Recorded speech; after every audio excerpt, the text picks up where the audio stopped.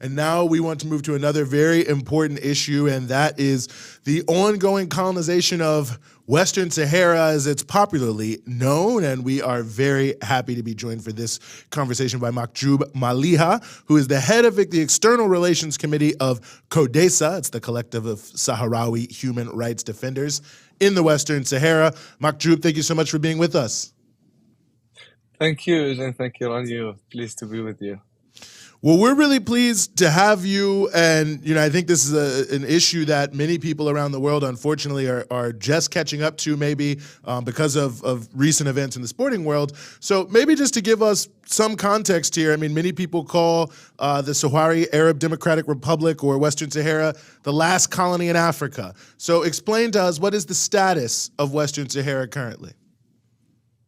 It is indeed Western Sahara is the last colony in Africa that was occupied by Spain up to 1975, when Spain decided to illegally withdraw from the territory without completing the self-determination process and allowing the Sahrawi people to organize themselves under the Sahrawi Republic.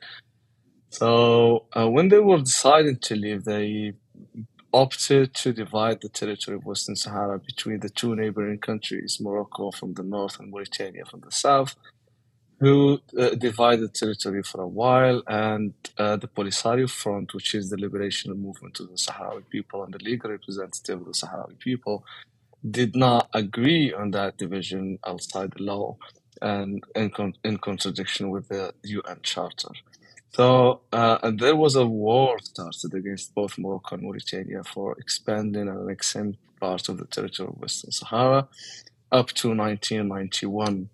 With Morocco, Mauritania in 1979 decided to withdraw its claim over Western Sahara, recognized the Sahrawi Republic, which was back after that a member of the African Union. Morocco decided to continue the invasion of Western Sahara, continued the war until 1991, where the UN brokered the ceasefire between Morocco and the Polisario Front in a promise to organize a referendum to allow the people of Western Sahara to decide their political future in a referendum. The UN mission, MINURSO, was created in 1991 to oversee and overlook the implementation of that self-determination.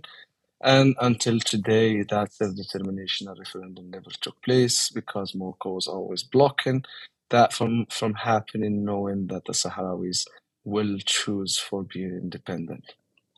The situation right now, in November 2020, basically in the same time when Trump decided to issue a proclamation recognizing the claimed sovereignty of Morocco over Western Sahara, there is a war back, a resumption of hostilities between Morocco and the Sahrawi Liberation Army, alongside the berm, or the separation wall, as Western Sahara territory is divided in two parts.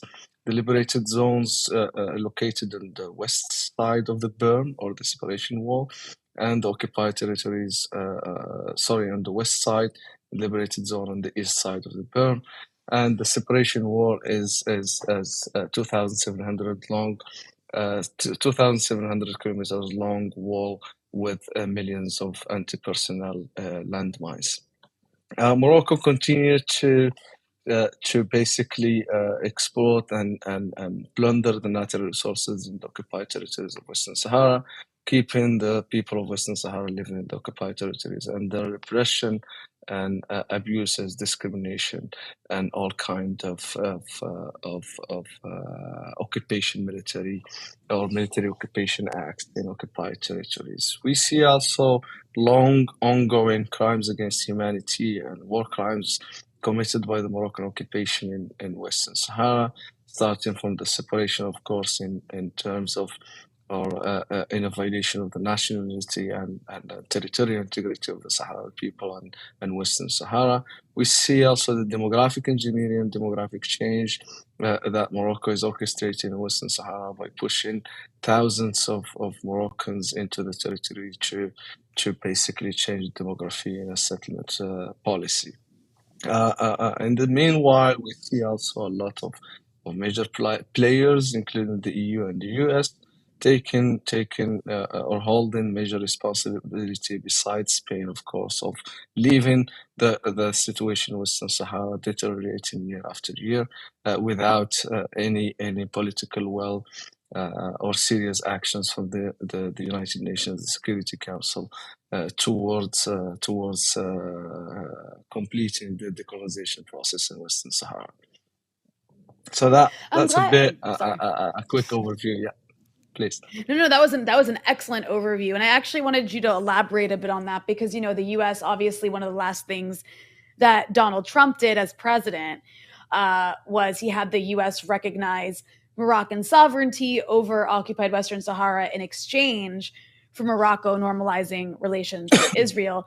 How did that impact the conflict, and who would you say is the biggest obstacle to peace now? Well, indeed, that proclamation from Trump didn't make things easier or smoother, or even didn't encourage the peace process in Western Sahara.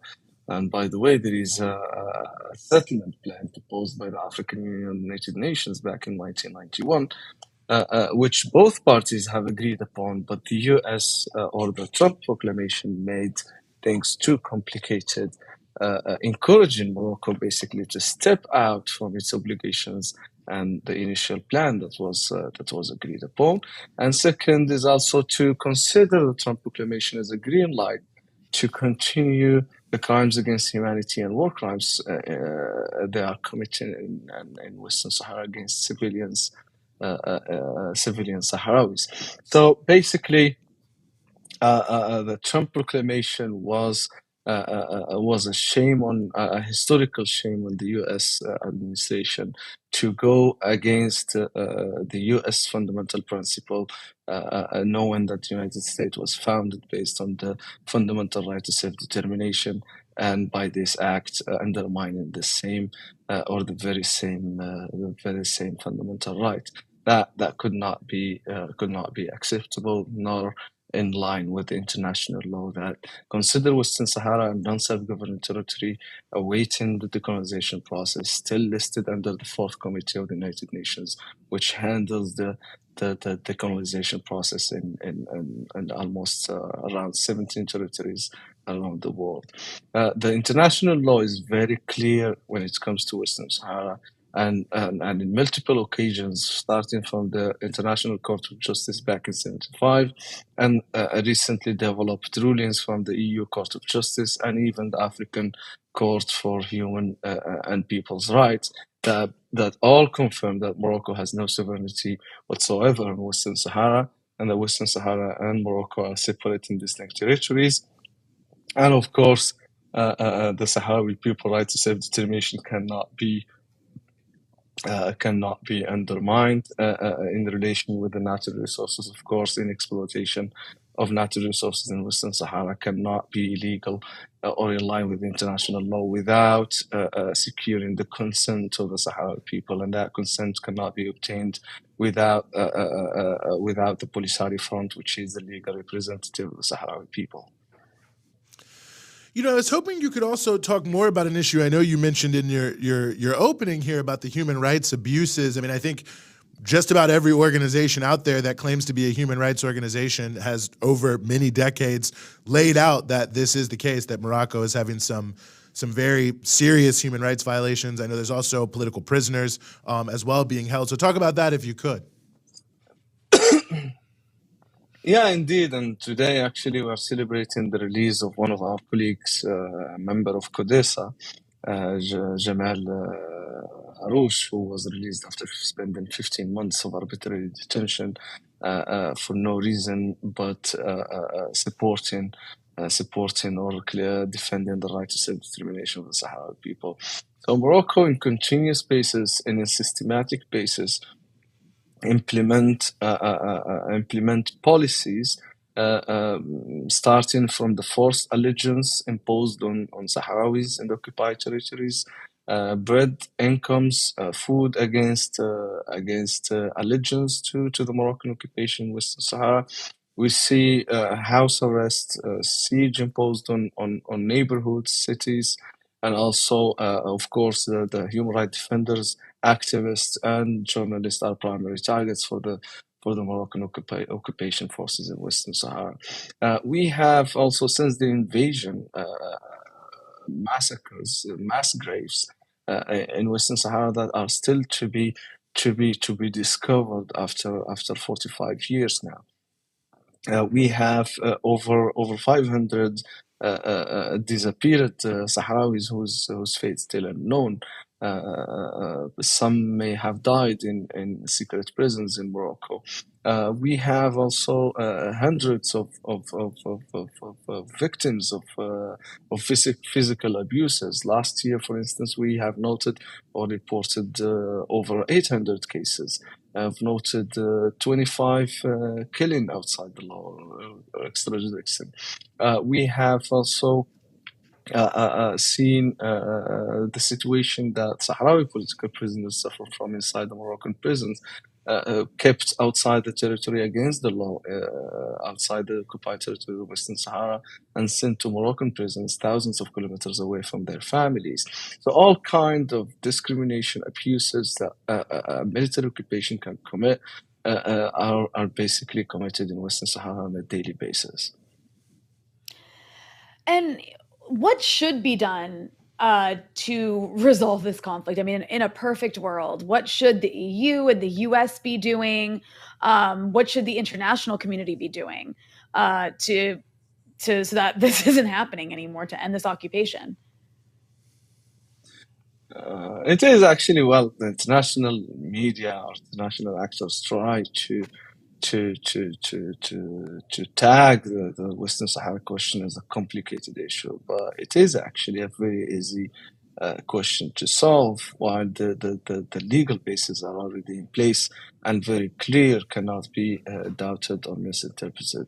The international community must have the courage and the will to support, defend peace, and defend the fundamental principles of humanity, the principles of the United Nations. The Security Council should step up and take serious actions toward implementing its own resolutions at first, and of course defending and protecting the international legality and international law in Western Sahara. We cannot be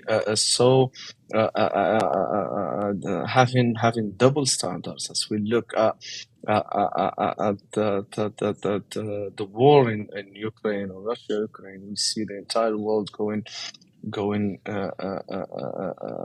crazy about the annexation, what they call the annexation, or the situation in Ukraine. But in Western Sahara, it has been ongoing for over 50 years. There was an annexation, there is a continuous annexation, there is plunder of natural resources against the law, but no one basically say it as it is. And the time of double standards has to be part of the past. And the international community should take its responsibility in order to be taken serious in the future.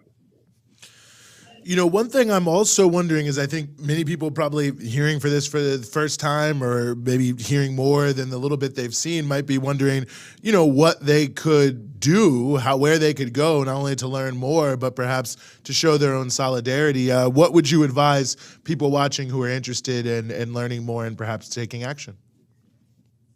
Yeah, absolutely. People who are interested in following the news of Western Sahara can follow our organization, CODESA. Our social media pages, we post almost everything about what's happening in the occupied territory of Western Sahara.